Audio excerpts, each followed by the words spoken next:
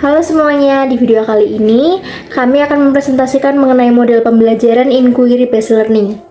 Video ini dibuat untuk memenuhi tugas dari mata kuliah model pembelajaran matematika inovatif. Dan video ini disusun oleh kelompok D. Anggota dari kelompok D antara lain ada Agustinus, Sivanya, Elizabeth Deni, dan juga Diva Alejandro. Berikut beberapa poin yang akan kami bahas. Ada pengertian, tujuan, sasaran, sintaks, kelebihan, dan juga kekurangan dari model pembelajaran Inquiry Based Learning. Kita masuk ke pengertian dari Inquiry Based Learning. Inquiry adalah istilah dalam bahasa Inggris yang artinya adalah teknik atau cara yang dipakai guru untuk mengajar di depan kelas. Inquiry learning merupakan suatu rangkaian kegiatan belajar yang melibatkan secara maksimal seluruh kemampuan siswa untuk mencari dan juga merumuskan penemuannya sendiri dengan penuh percaya diri. Model ini mengajarkan kepada siswa untuk benar-benar mencari suatu permasalahan itu sendiri supaya bisa memecahkan masalah yang sedang dihadapinya. Siswa dituntut untuk berpikir kritis dan menemukan jawaban dari suatu permasalahan yang dipertanyakan. Inquiry Based Learning adalah sebuah teknik mengajar di mana para guru melibatkan siswa di dalam proses pembelajaran.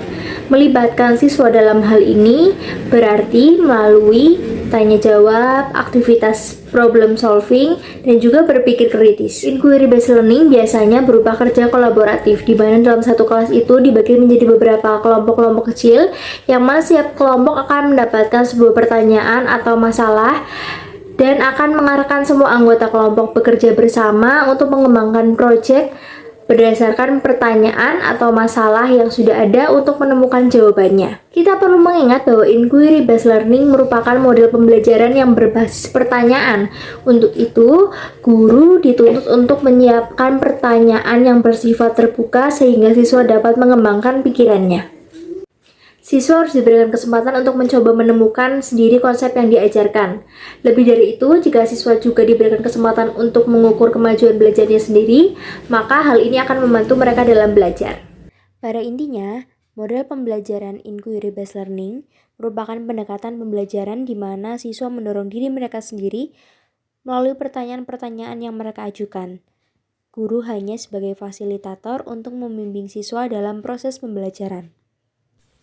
Selanjutnya yaitu tujuan dari Inquiry Based Learning. Menurut Sweet, Yusuf, dan Nurhayati tahun 2017, tujuan dari Inquiry adalah mengembangkan kemampuan berpikir kritis dalam proses pembelajaran sehingga dapat memberi peluang yang lebih besar terhadap mereka untuk meningkatkan hasil belajar dengan mengarahkan siswa agar dapat menemukan jawaban dari masalah yang telah dipelajari. Kemudian menurut Fatur Rahman 2017, model Inquiry Learning juga merupakan cara bagi para peserta didik untuk menumbuhkan intelektual yang ada pada diri mereka terkait dengan proses berpikir reflektif. Nah, dari pandangan para ahli tersebut dapat disimpulkan bahwa tujuan dari Inquiry Based Learning yaitu pentingnya mengembangkan metode pembelajaran yang memberikan kesempatan lebih besar kepada siswa untuk meningkatkan hasil belajar mereka dengan memperkuat kemampuan intelektual mereka melalui proses berpikir reflektif. Selanjutnya yaitu sasaran Inquiry Based Learning. Yang pertama yaitu keterlibatan siswa secara maksimal dalam pembelajaran baik secara intelektual maupun secara sosial emosional. Yang kedua yaitu terarah dan terkonsepnya kegiatan secara logis dan sistematis pada tujuan pengajaran. Yang ketiga yaitu mengembangkan sikap atau mental kepercayaan diri siswa tentang apa yang mereka temukan dari kegiatan proses inquiry. Nah, Joy mengemukakan kondisi-kondisi umum yang menjadi syarat timbulnya kegiatan inquiry bagi siswa, yaitu yang pertama aspek sosial. Aspek sosial di dalam kelas dan suasana terbuka yang mendukung siswa berdiskusi itu sangat penting, menciptakan suasana bebas di kelas agar siswa merasa nyaman mengemukakan pendapat tanpa tekanan. Penghargaan terhadap pendapat yang berbeda juga perlu dipelihara. Kemudian inquiry berfokus pada hipotesis. Jadi pengetahuan bersifat sementara dan penyelesaian hipotesis menjadi fokus utama dalam inquiry. Nah, siswa diajak untuk menguji hipotesis dalam mengumpulkan informasi yang relevan. Yang terakhir yaitu penggunaan fakta sebagai evidensi.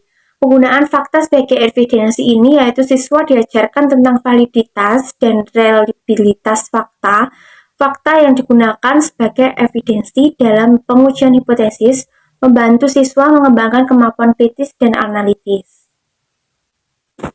Nah, selanjutnya ada sintak inquiry learning. Yang pertama ada orientasi langkah. Di orientasi langkah itu sendiri, guru nantinya akan mempersiapkan siswa dalam proses pembelajaran. Jadi siswa siap dalam pembelajaran. Lalu ada merumuskan masalah. Merumuskan masalah itu sendiri nanti guru memberikan teka-teki yang akan diselesaikan secara bersama. Lalu merumuskan hipotesis. Merumuskan hipotesis ini adalah jawaban sementara yang nantinya akan diuji kembali. Lalu ada mengumpulkan data. Mengumpulkan data itu sendiri nanti tujuannya untuk membantu dalam menguji hipotesis. Lalu ada menguji hipotesis. Jadi menguji hipotesis ini menentukan jawaban yang sumbernya dari data atau informasi yang telah diterima. Lalu yang terakhir ada merumuskan kesimpulan. Nah, proses ini adalah mendeskripsikan temuan atau jawaban atau informasi dari yang telah disampaikan tadi sesuai data dan dapat dipertanggungjawabkan. Baik teman-teman, berikut ini adalah bagian keunggulan dan kekurangan daripada inquiry basic learning yang kita akan mendengarkan atau memahami sama-sama terkait dengan keunggulan dan kekurangan daripada inquiry basic learning. Keunggulan dari inquiry based learning. Yang pertama, yaitu inquiry based learning dapat menekankan kepada pengembangan aspek kognitif, afektif, dan psikomotoris secara seimbang sehingga pembelajaran dianggap lebih bermakna. Inquiry based learning juga dapat memberikan ruang kepada siswa untuk belajar sesuai dengan gaya belajar mereka. Model pembelajaran ini juga dianggap sesuai dengan perkembangan psikologi pembelajaran modern. Dan inquiry based learning itu sendiri dapat melayani kebutuhan siswa yang memiliki kemampuan di atas rata-rata. Artinya, siswa yang memiliki kemampuan yang baik ini tidak akan terhambat oleh siswa yang mengalami lemah dalam belajar. Selain itu, model pembelajaran ini juga dapat melatih siswa untuk lebih giat belajar sendiri dan juga membantu dalam menggunakan ingatannya dan transfer pada situasi proses pembelajaran yang baru.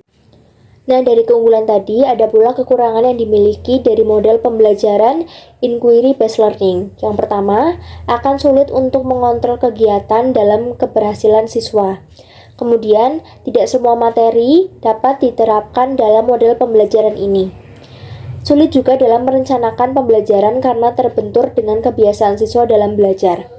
Lalu, dalam proses pengimplementasiannya, memerlukan waktu yang panjang karena inquiry based learning ini sendiri memerlukan persiapan yang cukup lama dan juga matang sehingga guru sulit untuk menyesuaikan dengan waktu atau jam pelajaran yang telah ditentukan. Dan yang terakhir, kriteria keberhasilan ditentukan oleh kemampuan siswa dalam menguasai materi pembelajaran, maka model pembelajaran inquiry based learning sulit diimplementasikan oleh setiap guru.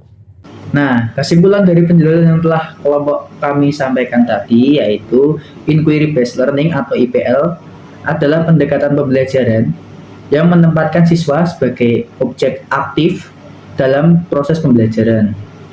Di sini, guru tidak hanya sebagai penyampai informasi, tetapi juga sebagai fasilitator yang mendorong siswa untuk mengajukan pertanyaan, mengeksplorasi, dan menemukan jawaban sendiri melalui kegiatan penyelidikan.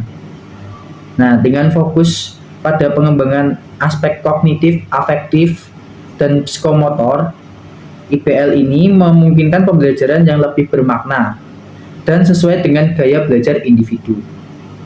Proses ini juga membantu siswa dalam pengembangan kemampuan untuk berpikir kritis, analitis, dan logis. Meskipun memiliki kelebihan dalam meningkatkan kemandirian dan keaktifan siswa, namun metode ini juga memiliki beberapa kelemahan seperti sulitnya mengontrol kegiatan dan keberhasilan pada siswa, serta kesulitan dalam merencanakan pembelajaran yang terkait dengan kebiasaan belajar siswa itu sendiri. Meskipun demikian, dengan persiapan yang matang dan dukungan yang tepat, implementasi IPL dapat menjadi sarana yang efektif untuk meningkatkan pembelajaran yang berpusat pada siswa dan relevan dengan perkembangan di pendidikan modern ini. Dan berikut adalah daftar pusaka yang kami gunakan untuk penyampaian materi ini. Demikianlah video presentasi yang dapat kelompok kami sampaikan. Kurang lebihnya mohon maaf. Terima kasih sudah menonton.